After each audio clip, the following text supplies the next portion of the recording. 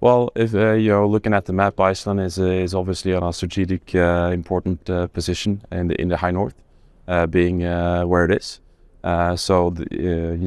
Keeping a watchful eye of the high north from Iceland is obviously a important part of maintaining situational awareness of what's going on up north in the NATO area of responsibility.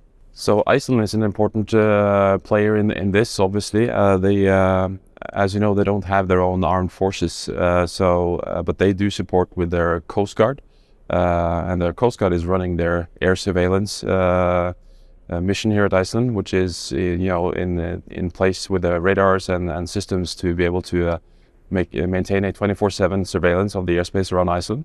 And then we integrate into that part by being a first responder capability with the 2 F-35s that are on constant alert to be sent on their wings to intercept and identify any kind of threat to the airspace around Iceland. Well, the F-35 is what we call a 5th-gen aircraft, has multiple capabilities that are SA enhancing, so situational awareness enhancing for doing a mission like this.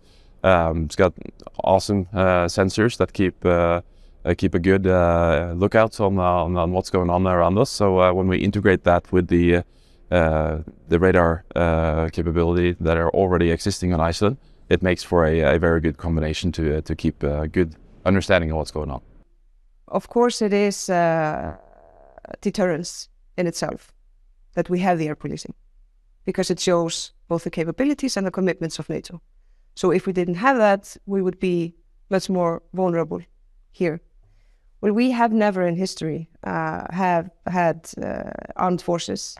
And we are, even though the country is kind of big, the nation is now around 370,000. And, not long ago, it was even smaller. So it would always be small. We have had, the bilateral defense agreement with the United States since 1951, and we're a founding member of NATO. So when you prioritize the project and look at what makes sense, this is the outcome, and I really don't think that's going to change, at least not in the nearest future. it was a very big thing when we decided to be a member of NATO, founding member at the time, and it was very controversial.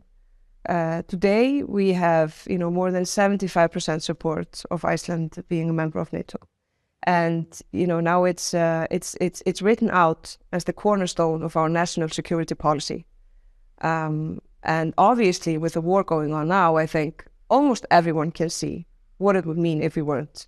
With the fact that we have a war in Europe, that creates a new reality, a new norm that most of us were told and believed that wouldn't happen again.